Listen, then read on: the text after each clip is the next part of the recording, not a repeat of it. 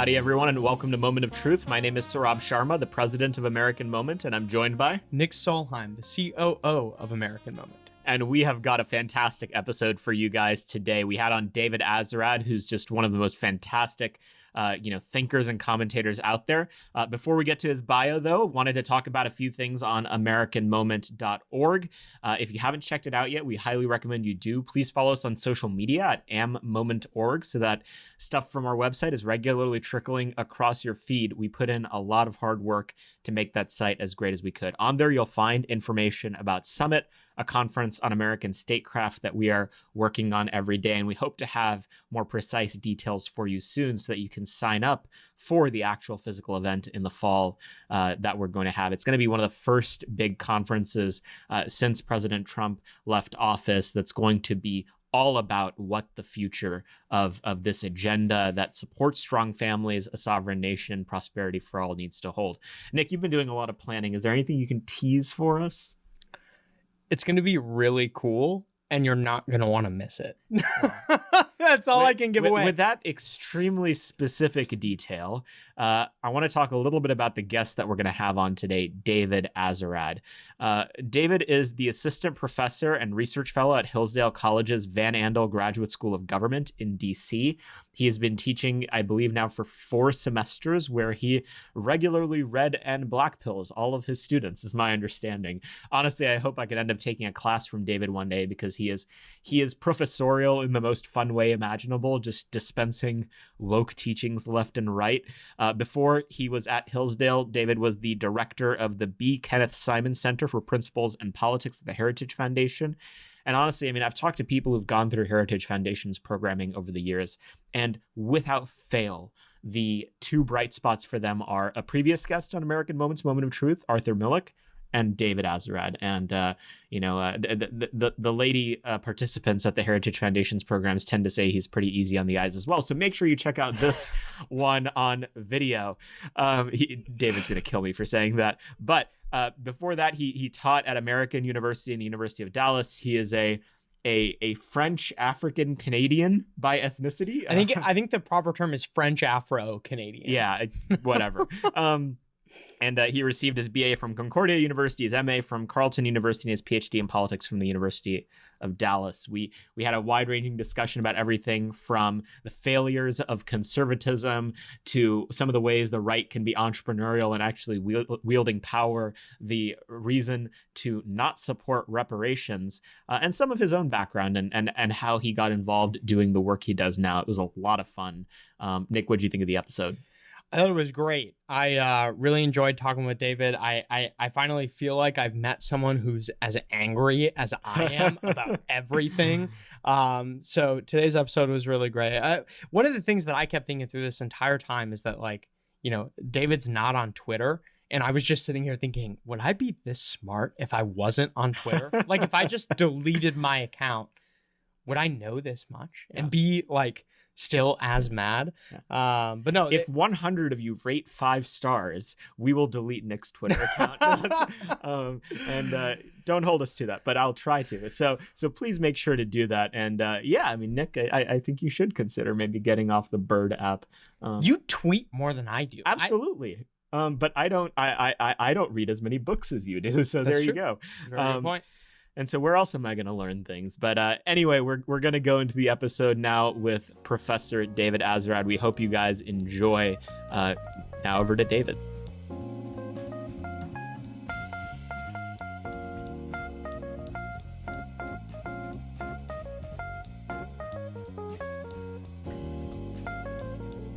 Thanks for coming on the podcast, David. Thanks for having me.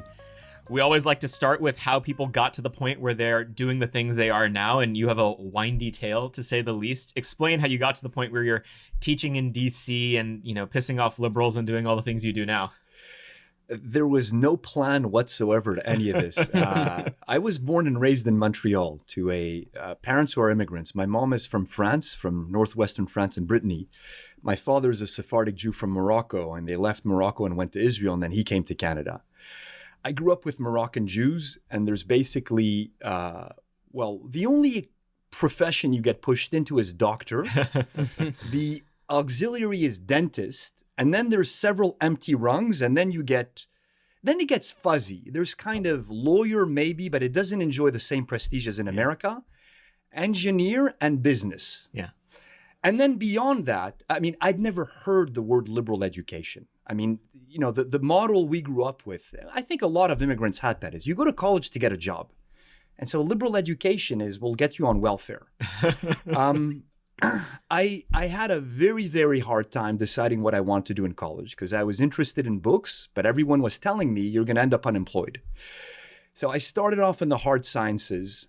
I started at McGill in physics and mathematics. It wasn't for me. I transferred to Concordia. I did journalism, thinking you can write, but you'll get a job. I soon realized that journalism, you need to write about something. So I added poli-sci as a second major. And then my last year of college at Concordia, I was looking through the catalog and I saw that there was a class offered on Plato. And I thought, I've heard of him. Let me try this out. So the class was on Monday evenings with an Austrian professor named Horst Hutter with a thick German accent. I sit down in the class. I had no idea what's going on. I go see the chair of the department. I said, I need to drop this class. I don't understand what's going on. I want to take this other class. She said, look, I can't do this right now. Tough it out, see if it works for you. And in a sense, the rest is history because I got the bug for political philosophy. I got the bug for great books. It took me a while, this was 2 + 1 + 3. It was 6 years of post-secondary education until I finally took a real class where it was so interesting. I wasn't even taking notes. I then went to do a master's in political philosophy in Ottawa, the capital of Canada. So we specify that for our American listeners here. That's right. It's not Canada City. No, it is. We had a pre-taped conversation about this where you asked me, and I had no idea. Yes. Hey, Saurabh, remind me, what does PEI stand for? I have no idea. This is all ridiculous. It's Canadian nonsense. Anyway, you were saying. If I were an American, I also wouldn't care about Canada. I mean, Nick is the odd one here at the table who's somehow interested in Canadian history. Yeah. So I finished my master's and then I decided, look, I wanted to do a Ph.D., but I thought, I don't want to wake up one day, be 30 and have been in school my whole life. I wanted to go abroad and have a bit of the spirit of adventure. So I ended up using my journalism degree. I got a job with the Times of London. I was a foreign correspondent in Malaysia, in Kuala Lumpur, and I spent about a year there. It was extraordinary. I mean, I was 25 years old, been living with my parents my whole life, been in school and just waiting tables and writing for local newspapers. And here I was with a chauffeur living in a 5-star hotel, interviewing everyone from the prime minister on down. And then I applied to grad school in the US. I landed at the University of Dallas, which is a small liberal arts Catholic university in Dallas that has not the most prestigious school, but excellent academics. And there I went to study only political philosophy. I had no real interest in America. I wanted to do Greek and Plato. And then I once again, stumbled into a class on the American founding because Tom West was teaching it. Tom West was one of my main professors there. I ended up writing my dissertation under him. And I became very interested in American politics. And that proved to be fortuitous because that ended up being my career. When I left Dallas, I came to DC. I got a first job doing higher ed reform for a couple of years.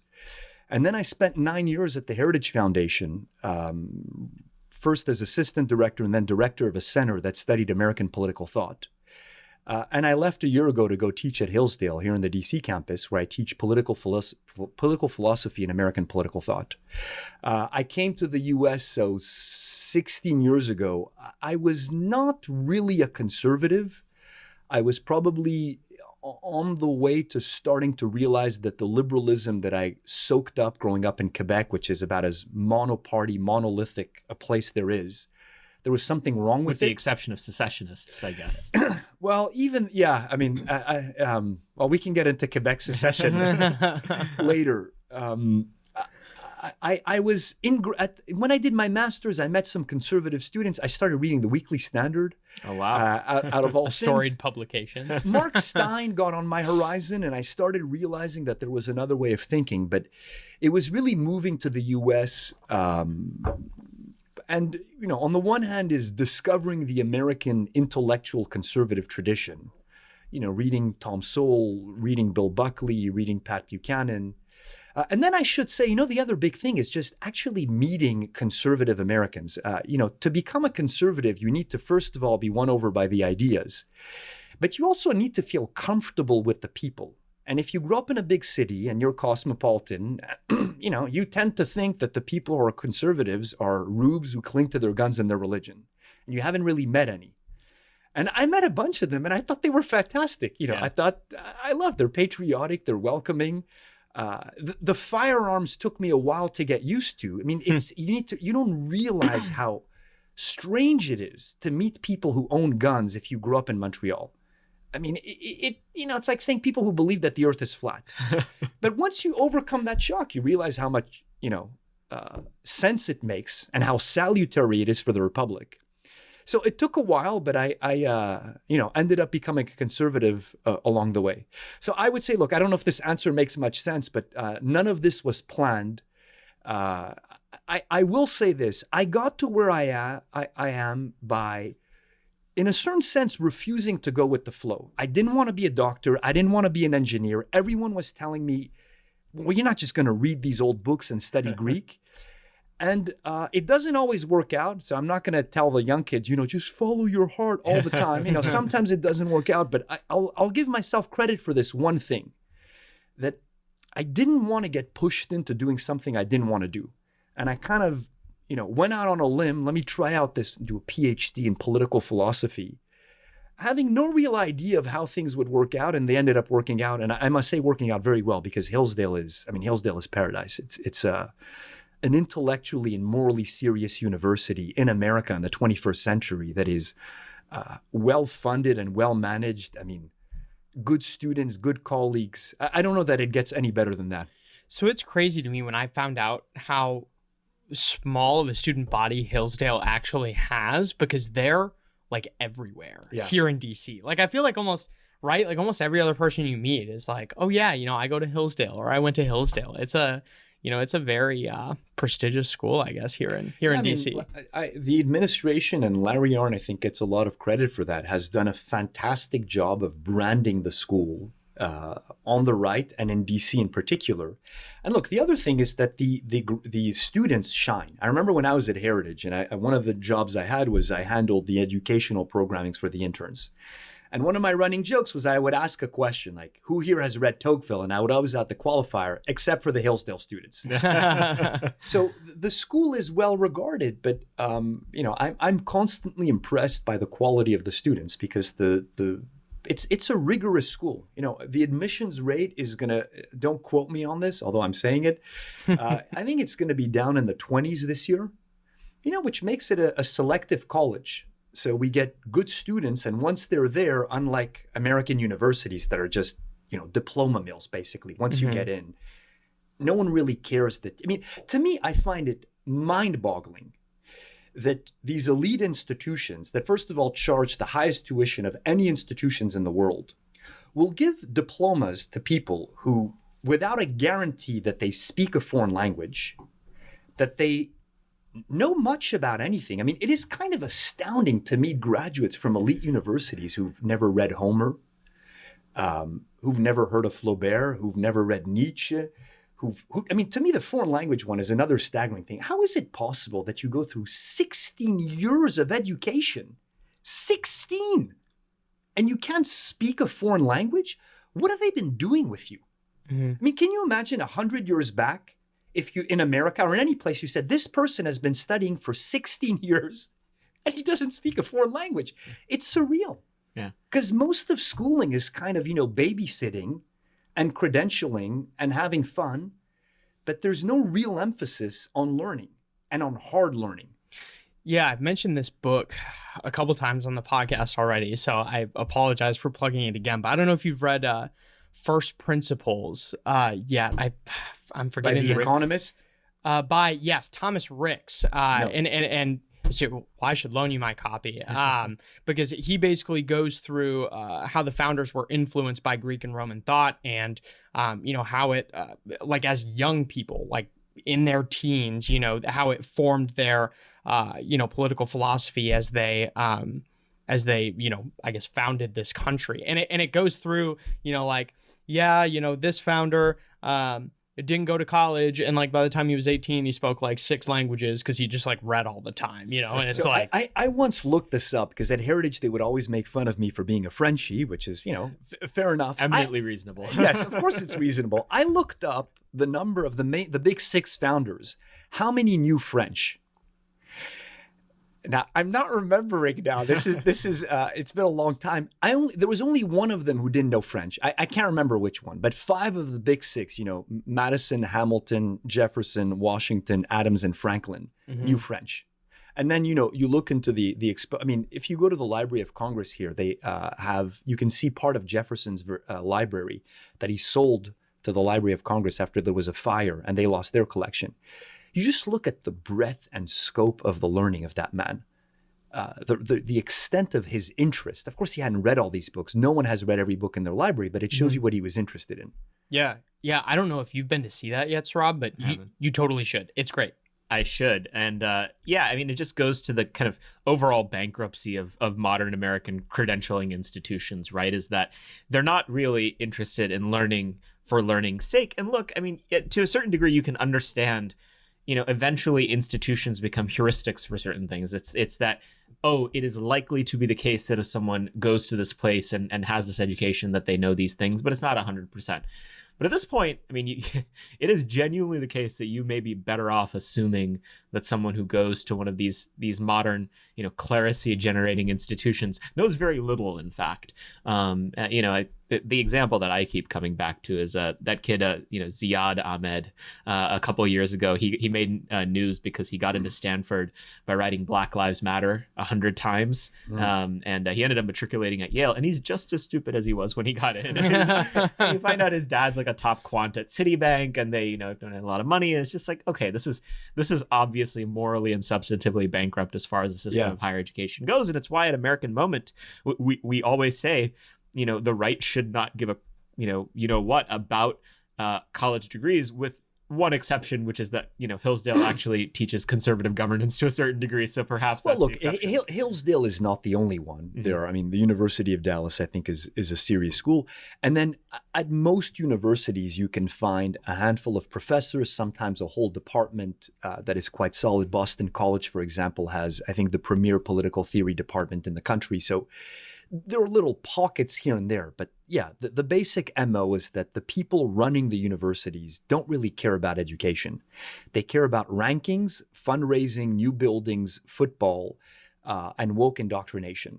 But the idea that these universities are custodians that have the Western heritage that they need to transmit, these are reactionary positions at almost all universities today. Yeah, so moving to the woke indoctrination piece, you hear members of Congress talk about this a lot. You hear, a lot of people on Twitter talking about it. Break it down for us. Like what's going on at the universities, who's funding it, and what's the outcome? And then hopefully, how do we fix it? I know that's a lot to cover, but who's funding it? The public universities is we are. That is the first level of insanity is, forget what's going on in the really blue states, forget the UC system for one moment. Look at the really red states where you have Republicans controlling both houses and the legislature. Why are they funding basically the indoctrination centers and credentialing centers for the enemy? The source of the cancer and of the rot in America today is coming out of the elite universities. And why do they fund them? Well, it's a variety of reasons. One is a lot of them went there and then they like the football, so the sports are a big part of the corruption. Another is they're afraid of them. Look, who serves in a state legislature in Idaho? They're decent people, but they're probably intellectually intimidated by the president of the university or the head of the sociology department. Now, that's where you would hope that conservatives would come into play and help them out. But generally speaking, you look at the conservative ground game in the states, the focus is tax cuts, school choice, and occupational licensing reform, right? Deregulating African hair braiding.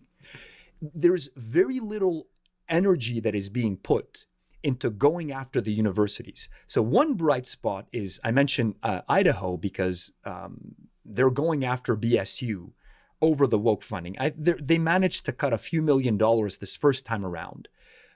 The legislators are developing a spine, and And I think it's interesting what will happen. The state think tank has been involved. One of the professors who's a friend of mine, Scott Yaner, has been involved. I would look at what's happening in Idaho as a model for what other states can do, red states, to start cutting off funding to the universities. The broader question of what ought to be done is, let's at least begin by recognizing that the universities have been a problem for basically over a century. I mean, the progressive revolution in America started in the universities. At the very least, Buckley's first book was called Gone Mad at Yale, published in the early 50s. So conservatives have been complaining about the universities for at least 7 years. Buckley wrote Gone Mad at Yale, Bloom wrote The Closing of the American Mind, Roger Kimball wrote Tenured Radicals. I mean, this is an old thing. And conservatives have tried a bunch of things, like we start chapters of student groups, we bring in guest lecturers, we fund scholarships. The universities have only gotten worse. So I'm in a pretty radical mood these days when it comes to the universities. Metaphorically, I want to say burn them all down. I mean, they at the very least go hard after the humanities that are completely corrupt. So I would go after the funds at the public universities, and then the private ones. If you have political power, I would look at taxing the endowments. And then more generally, I think they ought to be constantly humiliated and mocked. This is something that Trump at his best did. He didn't do it to the universities. He was too in love with the Warren degree that he had. But our elites are not used to being mocked, and they are utterly humorless themselves.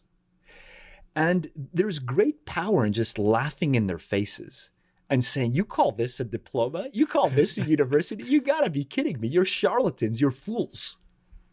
So I don't have a 10-point plan to fix the universities with policies, but I think we need to just mock them and see them for what they are and no longer be enamored with, dropping the H-bomb. He went to Harvard. So what? He went to Harvard.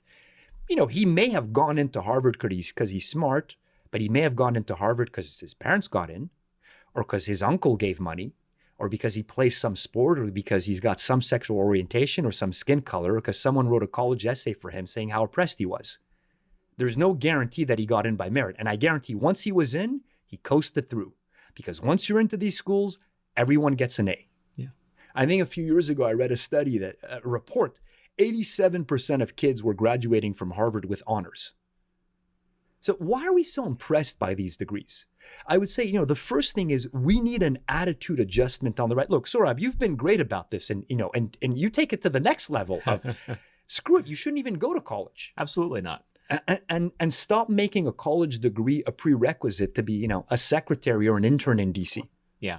Well, it's, there's so much there. I mean, I went to the University of Texas at Austin, which is one of the ostensibly one of the most elite schools in the South, period. It has all of the institutional funding to be truly great. It attracts great professors. And the Republican legislature has been utterly effete in actually reining in not only the academic corruption that has happened at the university, but also the straight up corruption, wealthy, state legislators getting their kid in and things like that. In fact, there was one man at the time, a few years ago named Wallace Hall, who tried to do some reforms on the Board of Regents, and he got impeached by the state legislature because, again, these people, they're very used to the university lobbyists giving them box seats at all the games. And, yep. and in some ways, a lot of state legislators tend to have a degree from the school that they go to. And so whatever will increase its prestige nationally is something that they're very intent on protecting. And it is a fundamentally insecure mindset. And it's for the same reason that the H-bomb is so important. I mean, you come to this town and if you have a Harvard or Yale degree, you would expect that you would get the red carpet rolled out for you in liberal institutions. And you do. You also get the red carpet rolled out for you in conservative ones. Why? Look, occasionally you get a good conservative that comes out of these places, but more often than not, in a country of 330 million people or however many it is, there's lots of smart people. So these universities have their pick, and they can pick what kinds of people end up being a part of them. And for a university to make a decision to affirmatively choose someone, chances are that they have tokenized their oppression very well, or that they're very good at playing a particular game. It's just not a stand-in for any merit that's worth the word merit at this point in time. And you mentioned how we've been talking about this for 70 years, that conservatives have been railing against colleges. And to me, there are few greater evidences as to conservatism's failures than what has happened with colleges, because we have complained, we've spent money, and we have whined, and nothing has changed. I quote a piece that you wrote a few months ago called American Conservatism is Fiddling While Rome Burns, every day. Like every single day. And he quotes from it often. Like, to be clear. And, like, he'll say something and I'm like, you didn't come up with that. That was David, right? Can you explain what your indictment, your broadside against the American conservative movement is, and how, potentially we could stop losing? Yeah. Look, I don't claim, any originality in this critique. You find it really in the work of the paleos already, who are, if a neocon is a liberal who's been mugged by reality, a paleo tends to be a conservative who's been mugged by conservatism, is one way that I would define it. So a lot of that is already there. And it's basically a twofold critique. One is that conservatism has completely failed to stop the left as it has marched through the institutions and progressively, fundamentally transformed the United States of America. That on issue after issue, with the two big exceptions of, one is a lowering of the marginal tax rate, which did spur a massive economic growth, although it's important to remember that the promise of Reaganism is that we would starve the beast. Turns out that the beast can borrow, and the beast has gone fatter and fatter. So, even tax cuts come with a bit of a... Because tax cuts basically at this point means that Americans are not paying for the government they're getting. Yeah. And second was the victory in the Cold War, which I won't discount. But if you look at the domestic agenda, from the New Deal onwards, conservatism has been yelling stop and getting trampled all over as issue after issue we lose on, and the country moves more and more to the left. And then the other criticism is that as this happens, conservatism itself is dragged to the left and ends up becoming, a form of watered down liberalism, or liberalism 1.0, while, the left becomes the 2.0 version, or defending positions from 20 years ago. So, you get, I think NR a few years ago ran like the conservative case for gay marriage, this type of thing. So as we move, or look at how MLK is now a conservative hero, because the left has gone far to the left of MLK with the wokeness, so we now defend MLK. So the right used to oppose the Civil Rights Act.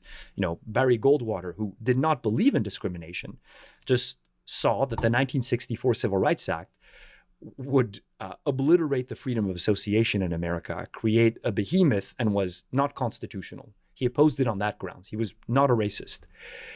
That battle was lost, and so the left moved on to affirmative action and other things, and now the right is now defending.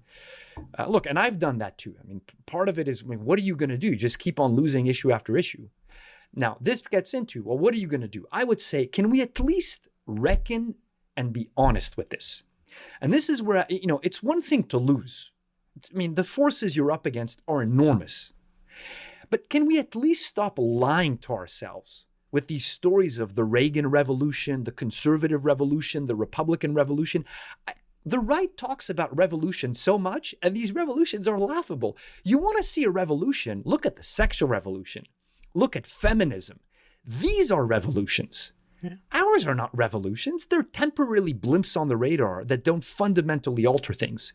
But this is where the vested interests come in. I mean, Conservatism Inc. cannot admit that it spends hundreds of millions of dollars a year fighting the left, and that it has so little to show by way of results.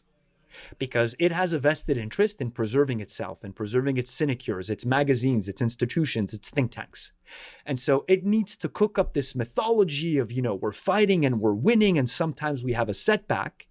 And the people I would ultimately blame at the end of the day are the donors. I mean, one thing I've realized over the years is that the donors are of the conservative movement tend to be much farther right than the institutions they support. And yet, they never really look under the hood. They never really ask basic questions. And they keep on donating to institutions that are not being effective. So the one thing I want to make clear is, I'm not the arrogant kid who's here saying, well, I would have, I know how to fix everything. And you could, the forces of the left are enormous. They run and control the whole country. But let's at least have some honesty that what we're doing is not working. And what you saw with the threat of Trump and the rise of the new right, the populism and the nationalism, some people on the right said, okay, we need to reground ourselves in the realities of the 21st century and update our shtick. For the most part, though, the rest are just burying their heads in the sand and, talking about Reagan and tax cuts. At a certain level, it's understandable, right? Like if someone looks back on their 40-year career and sees only failure, it's very hard to live with yourself and look in the mirror and put on a smile. So you'll tell yourself a story about how it's human nature did win. And that's why, the language we like to use is that a lot of these people just need to be politely retired. Because let me put it to the two of you. Say this is one big failure 40 years from now, what you're doing. And you've not only been doing it for 40 years, you also have a comfortable life that derives onto, you may, even if you wanted to change your mind, you got pretty strong incentives not to do so. So it doesn't even necessarily come from a place of malice. And this term grift gets thrown around a bit too lightly in this town. And a lot of it is just human nature. Look, you two are young. Wait a little bit. See how many people fundamentally change their minds about things past the age of 30. That's why education is so important and why adult education is nonsense. You don't change. You got to get them when they're young. Yeah, it's why we're interested in forming people's first worldview around this more populist and nationalist mindset. Because if someone, grows up in Washington, D.C., a devotee of the dead consensus, at a certain point, maybe they'll wake up one day when they're 55 and suddenly realize what time it is. Chances are they won't. And even if they realize what time it is, well, where are they going to go work? Yeah.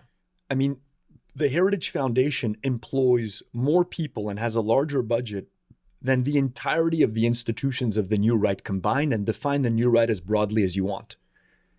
So people got to earn a living. And if you've become a professional conservative, you may realize, on foreign policy, we need to scale it back. But where are you going to get a job in the foreign policy community in DC if you're not about, women's rights in Afghanistan and transgenderism and promoting transgenderism in Somalia? Who's going to hire you? Yeah.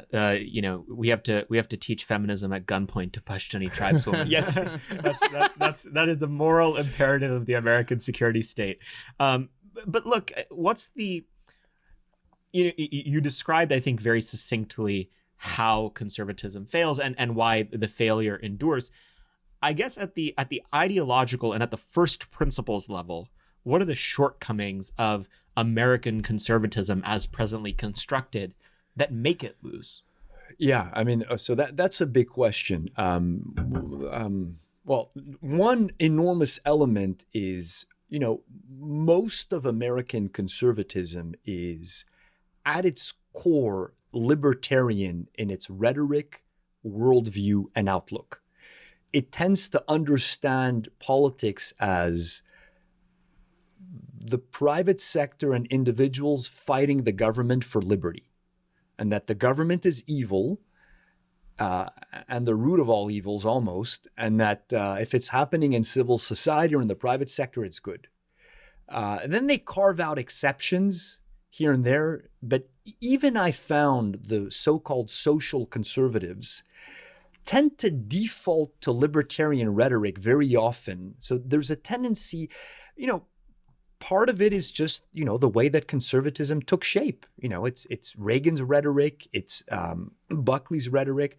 Look, conservatism came into being to fight communism in large part, which is about as statist and collectivist as you can get. And then also, look, the New Deal, we got a scaled back version, but the main thrust of it was, central planning. So I understand why conservatism developed that way, but it really would need to outgrow that. And I think one way I explain it to people is the rhetoric doesn't do justice to the way that American conservatives live. I would always tell them Americans are Tocquevillians in their practices, but then they speak like Randians when it comes to politics. So one thing I would do is, first of all, push out of the right the libertarians. I don't think they belong on the right. Let them go do their own things. We can work with them on particular issues. You should form coalitions, but libertarians are not conservatives. They don't claim to be conservatives. They make that very clear. We should stop pretending that they are, allowing them to speak for us on a bunch of issues. For example, one fatal mistake that I think Buckley made and that the whole right has done is libertarians do economics for us. We've wholly farmed it out for them. And whatever they say will be the conservative position. So that you can count on the fingers of one hand, probably the number of conservative political economists you could hire if you wanted an alternative to the free market fundamentalism. So I think that it's a free country. Libertarians have things to say. You can learn from them on some issues and you can work with them on some issues, but they don't belong on the right. Electorally, it is utter nonsense for them to have such an influence. At most 2 or 3% of the population are libertarians, and they yield such outsized influence within the party and in the conservative intellectual community. So that I think would be one. The second one would be, the recalibration on foreign policy.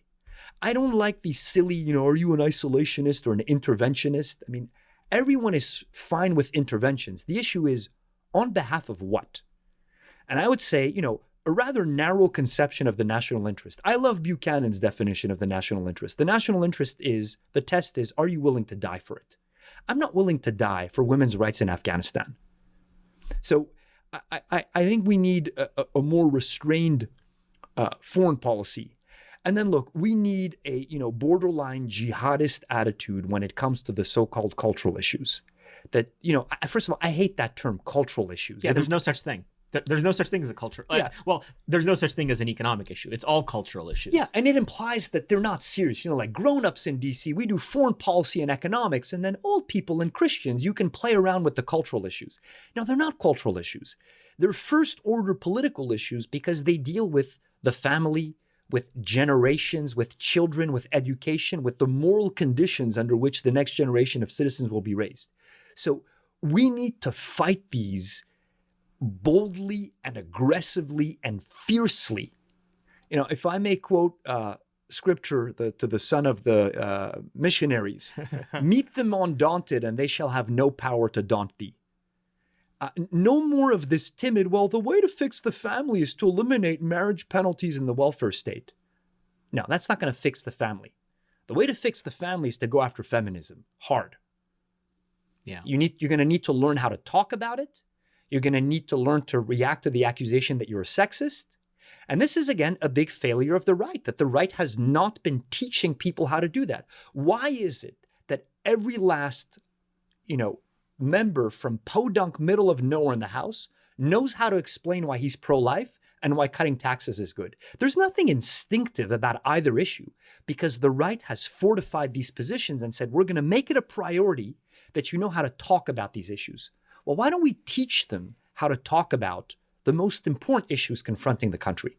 Well, I think that's the general point of all this is like conservatism just knows how to lose at this point. Like we don't know how to fight. We don't know how to be aggressive. I think the answer for a lot of this is like, yes, laughing in their face and saying like, we will not be a part of whatever you're talking about. And by the way, whatever you're doing deserves to be destroyed. So like I was going on a rant in the car earlier about this. I'm talking about this whole like MLB situation, moving the All-Star game out of Georgia. And there are a lot of people who want to say like, yeah, we should just boycott the MLB. We should like not watch professional sports. And, they're just going to do this. It's a free country. It sucks. And I'm like, yeah, no, we should actually like destroy professional sports. Like we should just crush them. Like that's the answer. And I think that goes with everything. That goes from, businesses that are trying to cancel states or individual people or whatever, like they deserve to be destroyed.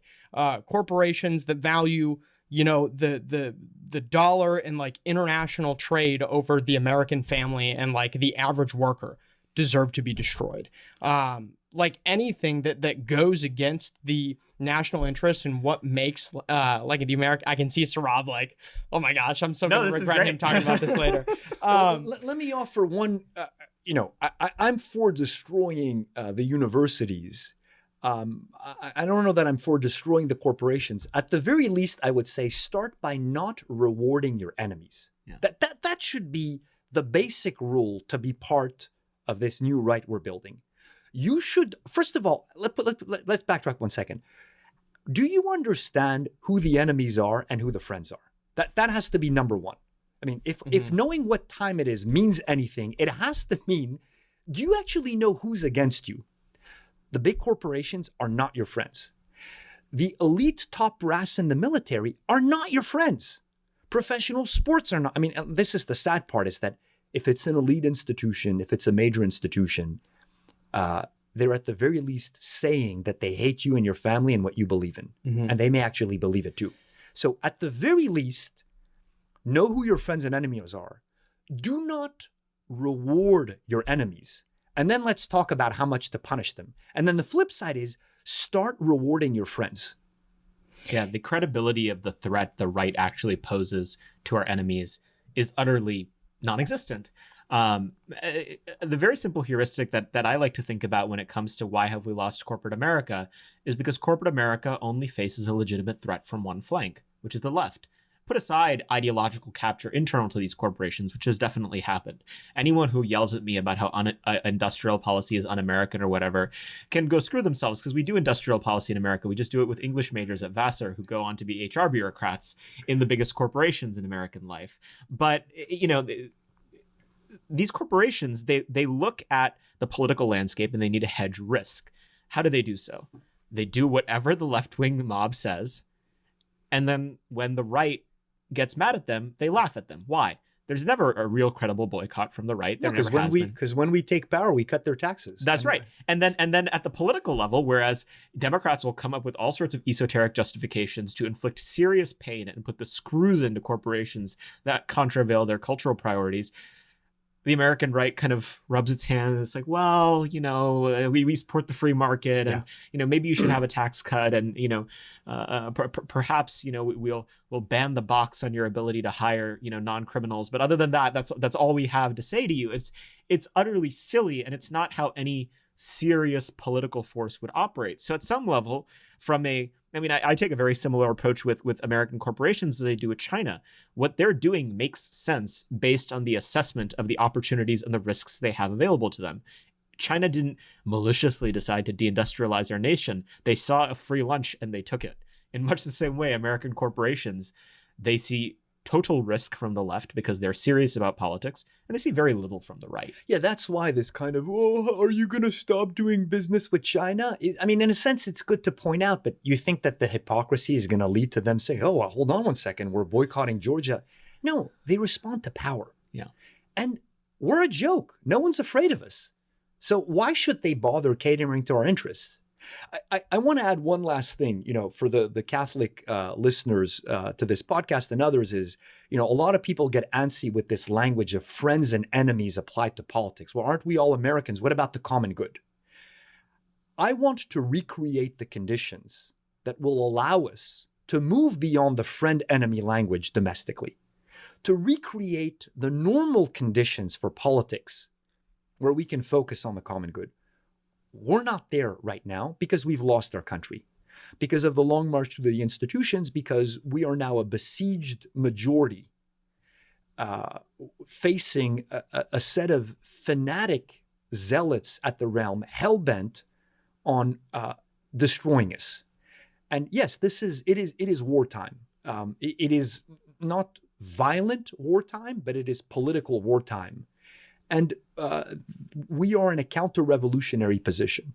And then one day you can hopefully, you know, recreate the conditions for sane politics, and then we can have the common good and so on and so forth. But I would say, put it to you this way, the common good right now requires waging political war on the woke left and on the neoliberal elites. Yeah, if the goal is to actually reforge a nation, you can't have disagreements over whether it's a good idea for 7-year-olds to get injected with hormones to make them transgender. Like that is not an environment where there is disagreement on that is not one that is conducive to any sense of a cohesive polity. And we talked about this in our last episode as well. The only way out is through, and in a lot of ways. this all goes to sort of what you mentioned earlier about how the best that conservatism seems to be able to marshal is a defense of the status quo ante. Whatever was 10 years ago, whatever the Democratic platform 10 years ago will be the halcyon conservative position today. It seems like there's a whole spectrum of issues where that seems to be the case for the right, but one that you have made a name for yourself as of late, being particularly robust on saying, no, we should not weaken on, is reparations. Why don't you talk a little bit about why you do not see reparations as a, potential way to cool the saucer of racial tensions in America, how David Brooks sees it as a way to right historical injustice. Why is it the five-alarm fire that it should be recognized as? I mean, you don't negotiate with terrorists. The people who are asking for reparations are not interested in racial reconciliation. They are not interested in healing the wounds of the past. And they're definitely not interested in moving beyond race. They're interested in perpetual grievances. They're interested in increasing the hate for Americans, for America, and for white people. Their motives and interests are not good. They make this quite clear. I mean, the way I put it to people is, think of what an absolute disaster it would be for the left, broadly speaking, and the elites for that matter, if America stopped being quote unquote racist. It would be a disaster.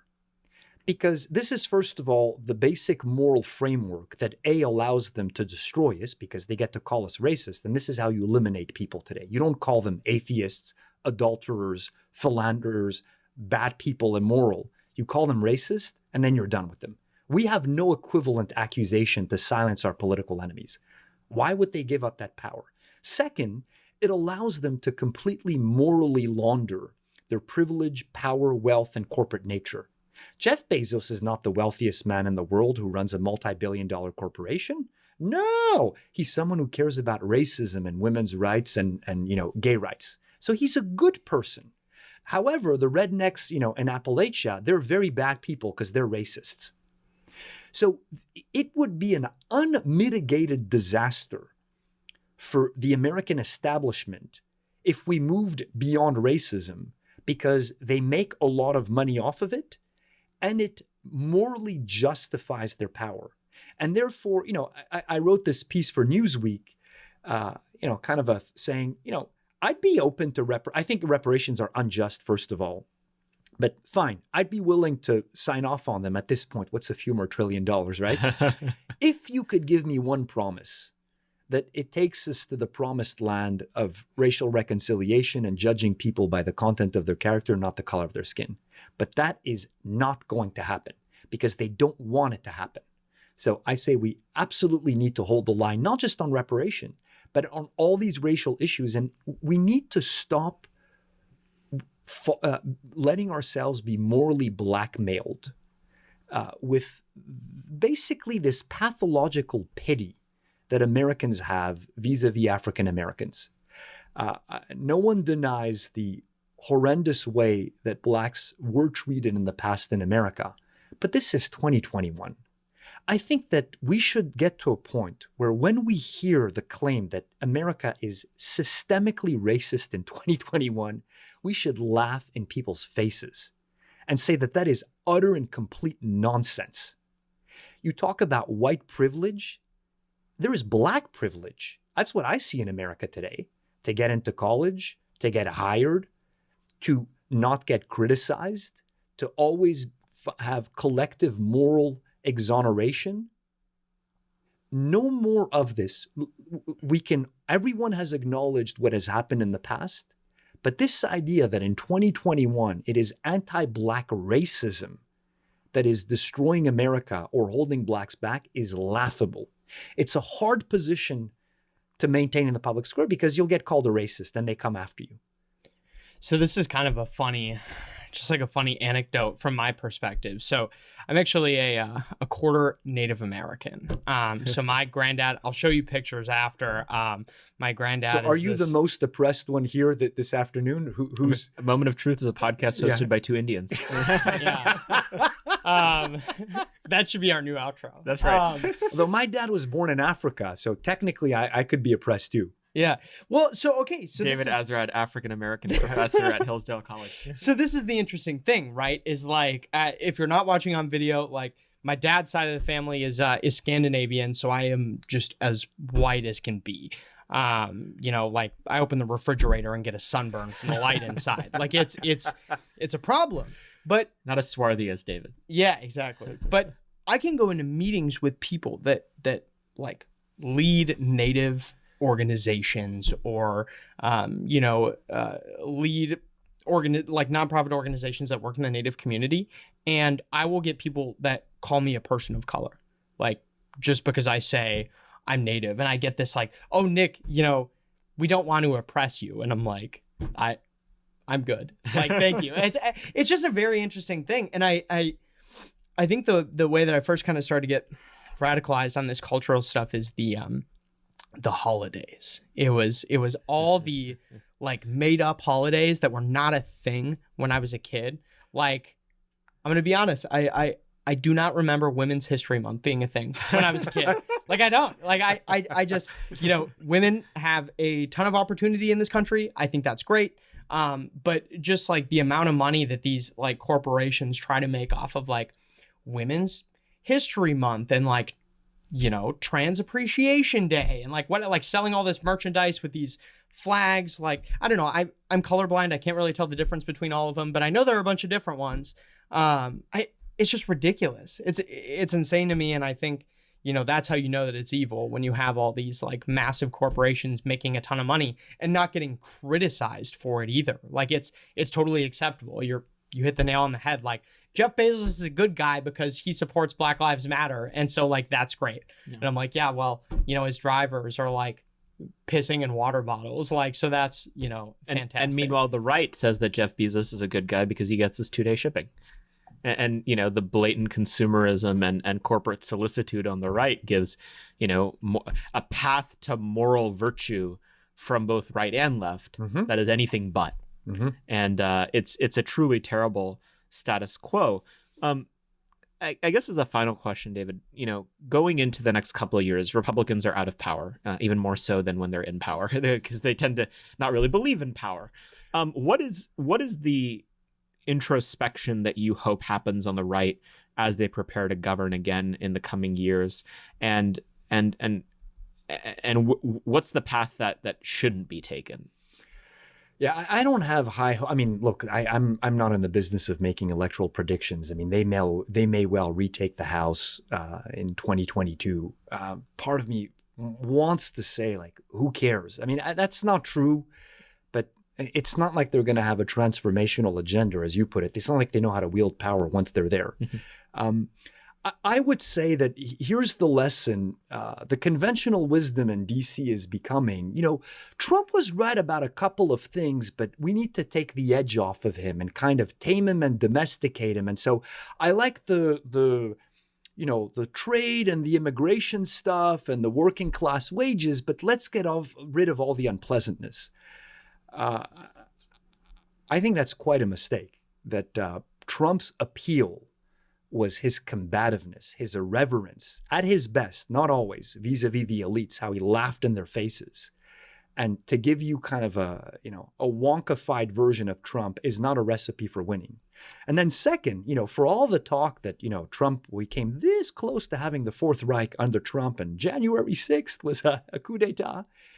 I would say that at the end of the day, and I'm loath to criticize Trump in public because I think one should also give him credit for many things, and it's very easy to pile on him, but we don't have a lot of time. So I think he ought to be praised for many things, but I'll say this thing about him.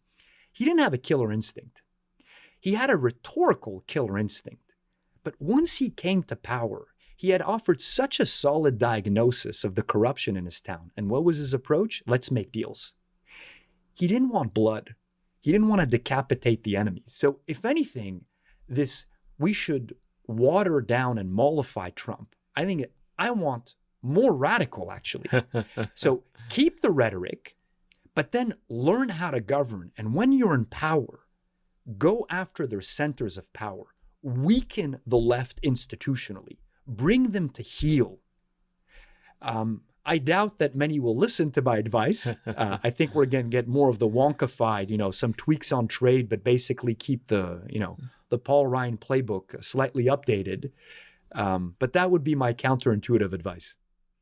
Well, grow a spine seems to be the general theme of almost every episode we do, because it's funny, we at American Moment, we're very interested in some of this intellectual ground shift. We believe in developing these policies, but I find myself more and more when I'm assessing someone who's interested in getting involved, I look at whether they have courage, and I think that is, you can go a long way with just courage.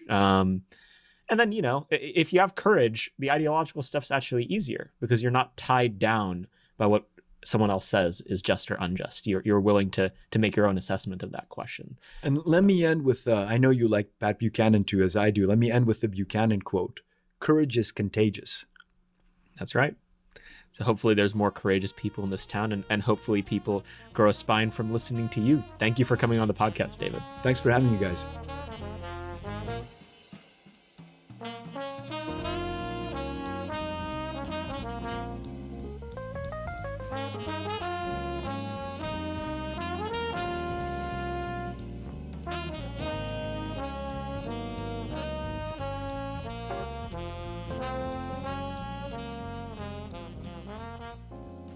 Before we close out today, we wanted to talk about a couple of the pieces that we have on AmCanon, our aggregator of the best books, essays, podcasts, YouTube videos, short pieces, Twitter lists, and everything in between that we have on AmericanMoment.org. In theme with the episode that we just did with David, I wanted to talk about a piece written by a friend of ours named Jordan Arthur Bloom at the American Conservative, and it's called A Restoration Agenda for Congress. And what this piece talks about is some of the ways that an entrepreneurial Republican Party and congressional delegation could really start to rebalance the scales of power in American life by doing legislation or hearings or things like that. In this piece, Jordan walks through a lot of the different ways that these runaway institutions in American life, if you think about things like the institutional foundations or woke capital, can really be brought to heel with a right that is serious about wielding power. And so I highly recommend that you check it out.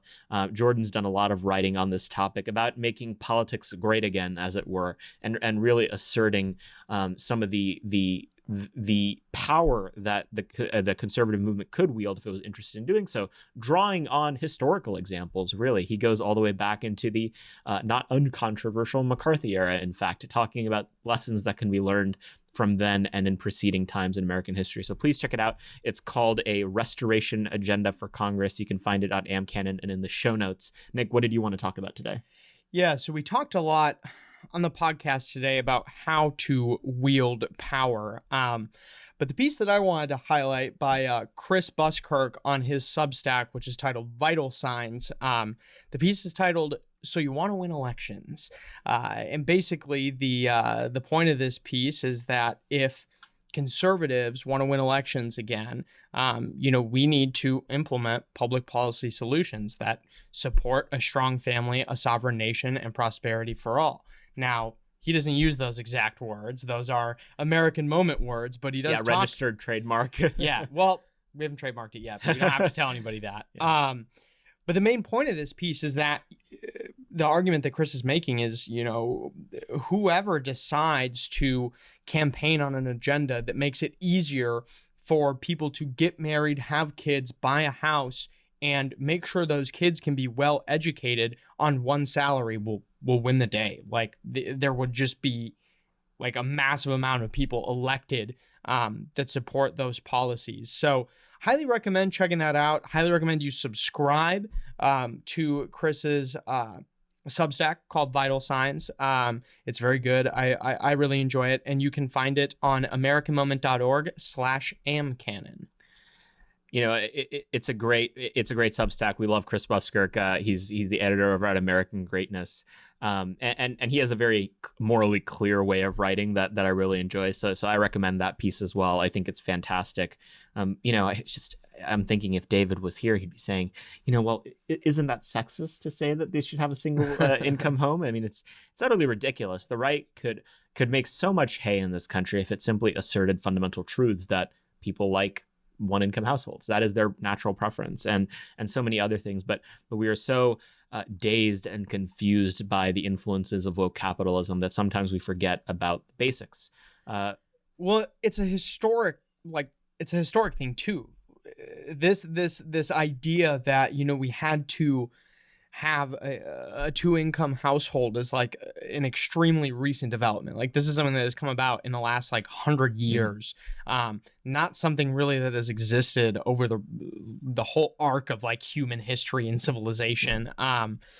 Just very bizarre that it's become I guess kind of the standard, so quickly, in just 100 years, that people, must have two income households to survive. And beyond that, it's not even necessarily the income question. I think that people across time, men and women have both earned for the household. The difference is the conception of career as an end in and of itself. That it's not that you earn as much as you need to sustain your family, and a large family at that. No, we make an idol out of making partner at a law firm or something silly like that. There's just a lot to be learned from the classics that David reads and teaches at Hillsdale, and history more broadly. So we've collated a lot of things on this at AmCan, and I highly recommend you check it out. We put in a lot of work collating all of that. And so please, don't forget to subscribe to American Moment. Give us any feedback if you would like, but only if it's positive. Kidding. If you have any constructive, negative feedback, we're open to that as well. Do you want to give out your personal email address so they can send it to you? Absolutely not. Send it to Nick, please. You can find his email on the website. Kidding. And then we'll see you guys next week. Thank you very much. Moment of Truth is an American Moment Studios production filmed at the Conservative Partnership Center. Our podcast is produced and edited by Jake Mercier and Jared Cummings.